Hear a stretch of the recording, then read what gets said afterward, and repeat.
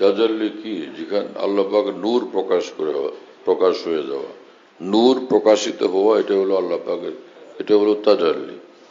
তো সেই তাজাল্লির জাহানে থাকতে চায় না, অন্ধকারের জাহানে থাকতে চায়। হ্যাঁ, তো অন্ধকার জাহান, তাজাল্লির জাহানে থাকতে হলে তাকওয়ার উপর চলতে হবে, তাজাল্লির জাহান ওয়ালা আমল তো করতে হবে। হ্যাঁ, আর যদি কাজ করি আমরা নষ্টামির কাজ এবং অন্ধকার অভিশাপের কাজ, অভিশপ্ত হওয়ার কাজ, তো তাজাল্লির জাহান কি পাওয়া যাবে?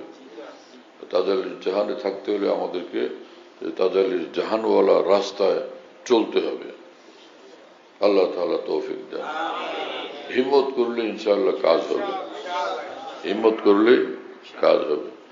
যে বাস বা কোনো তাল গাছ, সে কি জীবনে কখনো গুনাহ করছিল, কুদৃষ্টি করছিল?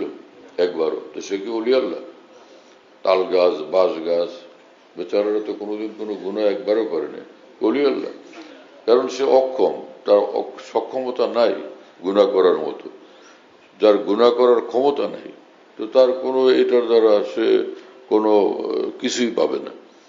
তাই অন্ধ মানুষ জীবনে একবারও কুদৃষ্টি করে নাই, সেজন্য কি কোনো সওয়াব পাবে? চক্ষু আছে, কিন্তু তারপরে দেখতে ক্ষমতা থাকলেও দেখে না। এর কারণে সে আল্লাহর নৈকট্য পাবে, নূর পাবে, তাজাল্লি পাবে, আল্লাহকে পেয়ে যাবে। ক্ষমতা আছে কিছু করার উল্টা পাল্টা, কিন্তু করে না, সেজন্য সে আল্লাহ পাকের নিকট বড় কিছু পাবে। সে বড় কিছু কি? স্বয়ং আল্লাহকে পেয়ে যাবে, স্বয়ং আল্লাহকে পেয়ে যাবে। কত বড় বিষয় এটা! রাজা বাদশাহ সিংহাসনে পায়ের উপর পা দিয়া, সে ওরে অর্ডার করে, তারে অর্ডার করে, এক এক মন্ত্রীকে অর্ডার করে।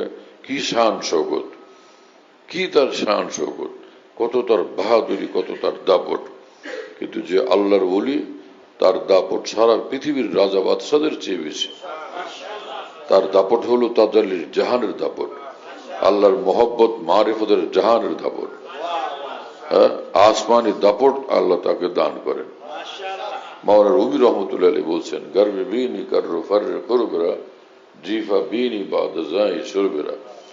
যে আল্লাহ পাকের নৈকট্যের কি দাপট ওলিদের মধ্যে থাকে, সেটা তুমি যদি দেখতে পাও, এই দুনিয়ার সমস্ত দুনিয়াটাকে এই মুর্দা লাশ দেখবে তুমি।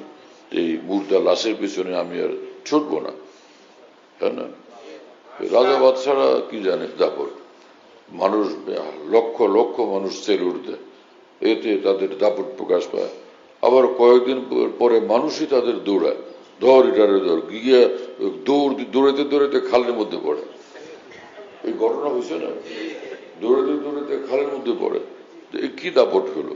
আর আল্লাহ ওয়ালা সেজদা করে, সেজদার মধ্যে আল্লাহ পাকের তাজাল্লির জাহানের দাপট তার নসিব হয়ে যায়। আল্লাহর সামনে নত হইয়া এত বড় দাপট ওয়ালা সে।